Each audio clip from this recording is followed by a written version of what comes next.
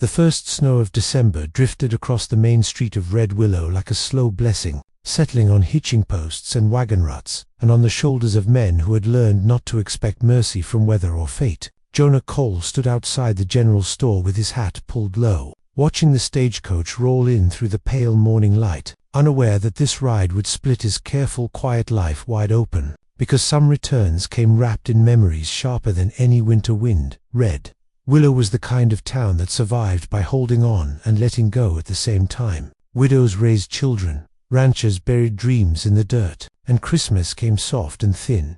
Jonah knew this better than most. 3 years had passed since his wife Emma was laid to rest on the hill, leaving behind 2 small children and a silence that never quite lifted. He worked his ranch, paid his debts, and kept his heart locked away like a drawer no one dared open when the stage finally stopped. The driver jumped down and called out names, parcels were handed off, and then a woman stepped down slowly, bundled in a dark coat, her boots touching Red Willow soil as if she had never left. Jonah felt something tighten in his chest, because even before she lifted her face, he knew that walk, that careful strength. It was a ghost from a life he had buried long before Emma, a love lost not to death but to pride and fear. Clara Whitfield raised her eyes, and the town seemed to draw a single breath. She was older now. Lines traced by time and disappointment marked her face, yet her eyes were the same steady blue that once believed in promises. Jonah turned away before she could see him, his hands shaking as memories rushed back.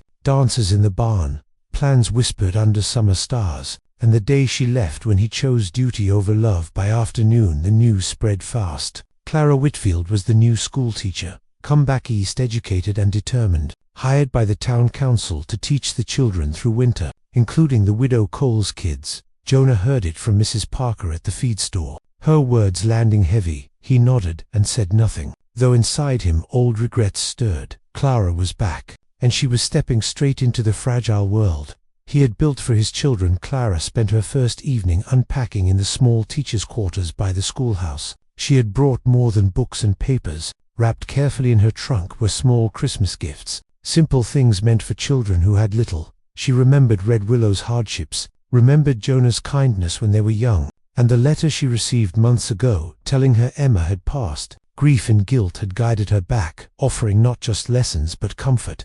The next morning Jonah's son Thomas came running home with bright eyes, talking of the new teacher who smiled kindly and spoke of Christmas stories and colored paper. Jonah listened from the doorway, his daughter Lila clutching a small ribbon Clara had given her. Jonah's heart twisted. Clara was already part of their lives, gentle where he had grown hard, hopeful where he had learned to endure. That night, Jonah stood alone by the corral, snow crunching beneath his boots, the stars sharp and cold above him. Clara Whitfield was back in Red Willow, bringing gifts and light into a house still shadowed by loss. Christmas was coming, and with it, choices Jonah never expected to face again. Some loves stayed lost, others waited quietly for the courage to be claimed. Again Red Willow settled into December, with a hush that came only when snow sealed the earth and forced folks closer together. The schoolhouse stove burned from dawn to dusk, and Clara Whitfield stood before rows of bundled children, her voice steady and warm as she taught letters, sums, and small pieces of wonder. She spoke of faraway places but always tied them back to home,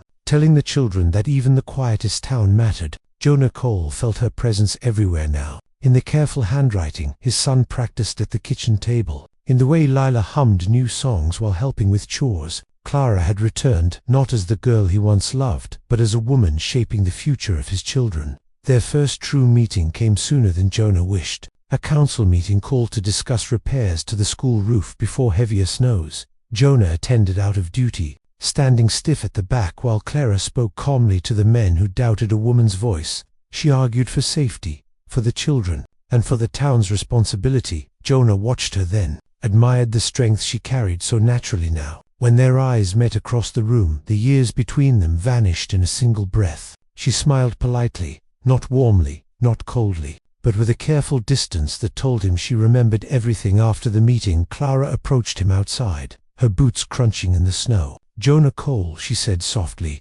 "it has been a long time." His name on her lips struck deeper than any accusation. He nodded, managed a greeting, and spoke of the weather and the roof, anything but the truth. Clara listened patiently before mentioning the children. Thomas is clever, Leela has a kind heart, Emma would be proud. The mention of his late wife carried no bitterness, only respect, and Jonah realized Clara had come back carrying grace he was not sure he deserved. Days passed and the town prepared for Christmas as best it could. Pine boughs decorated doorways, and Mrs. Parker organized a small gathering at the church. Clara worked late, sewing simple dolls and carving wooden toys with borrowed tools. Jonah found her one evening struggling with a crate of donated books and stepped in without a word. Together they worked in silence broken only by the wind. When she thanked him, their hands brushed, and both felt the spark of something neither had forgotten nor truly understood. Yet one afternoon a blizzard swept down from the hills, trapping several children at the schoolhouse. Jonah rode out without hesitation, guided by instinct and fear. When he arrived, Clara was calm but pale, keeping the children close, telling stories by lamplight. Jonah helped lead them home through the storm, carrying one child while Clara carried another, bound together by necessity and trust. In the safety of Jonah's home they shared hot stew and quiet gratitude, the storm outside echoing the storm long held within Jonah's heart. After the children slept, Clara remained by the fire. Jonah offered her tea, and words long buried finally surfaced. She spoke of leaving Red Willow years ago, of her hurt when Jonah chose the ranch and his father's expectations over her dreams of teaching. Jonah listened with lowered head, admitting his fear of change, his regret, and the life he built after she left, including his love for Emma. Clara accepted this without jealousy, acknowledging the space grief carved in Jonah's life. They did not seek to rewrite the past, only to understand it. Christmas Eve arrived with clear skies and brittle cold. The town gathered in the church, candles flickering against rough wooden walls. Clara handed out the gifts she had made. Thomas and Lila received small treasures that made their faces glow. Jonah watched his children laugh, something loosening in his chest. When Clara began to read a Christmas story, her voice filled the room with warmth and promise. Jonah realized then that her return had already changed Red Willow, had softened places long hardened by loss. Later that night, Jonah walked Clara back to her quarters. Snow falling gently now, he thanked her for the children, for the gifts, for coming back. Clara looked at him with eyes bright in the starlight. "I did not return to reopen wounds," she said, "but to heal what could still be healed." Jonah understood that Christmas was no longer just a season of remembrance, but a moment of choosing, whether to remain guarded by past pain or step toward a future that had quietly waited for him all along. Christmas morning broke over Red Willow in a hush so deep it felt holy. The snow lay unmarked, the sky pale as new parchment, and Jonah Cole woke before dawn, as he always did, habit carved by years of ranch work and responsibility. Yet this morning felt different, lighter and heavier all at once. The house stirred as Thomas and Leela whispered excitedly. Clutching the simple gifts Clara had made, Jonah watched them with a quiet smile, realizing how long it had been since joy had entered his home without sorrow. Riding close behind, after breakfast, Jonah bundled the children and walked them to the church for the Christmas gathering. The town turned out despite the cold, neighbors greeting one another with rare warmth. Clara stood near the front helping arrange him books, her face bright with purpose. When she noticed Jonah and the children, she smiled, this time without distance. Thomas tugged at her hand to show her his wooden horse. Lila hugged her fiercely, and Jonah saw then how naturally Clara fit among them, not replacing what was lost,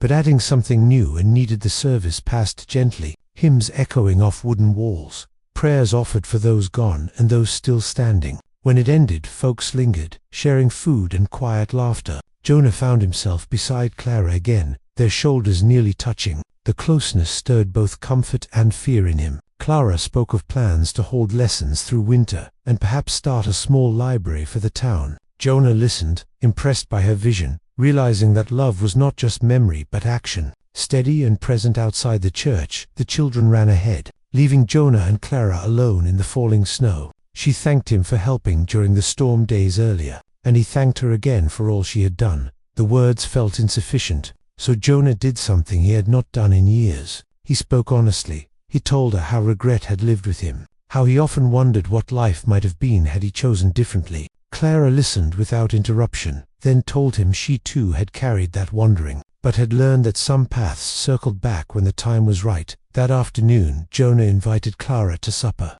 the first such invitation since Emma's passing. He made clear it was no expectation, Only gratitude and company, Clara accepted quietly. Understanding the weight of the moment, as evening settled, they sat at Jonah's table while the children chatted happily. Candlelight flickered across familiar walls, now touched by something like hope. Clara helped clear dishes, her presence gentle and respectful, honoring the home and the memories it held. After the children were put to bed, Jonah and Clara stepped outside onto the porch. The cold, sharp but clean, the stars scattered bright above them. Red Willow lay silent, as if listening. Jonah spoke of his fears, of loving again, of how grief had taught him to hold tightly to what remained. Clara answered with patience, saying love did not erase the past, but stood beside it. She told him she did not come seeking promises, only truth and time. Jonah felt something unlock inside him. A long closed door creaking open. Snow began to fall softly,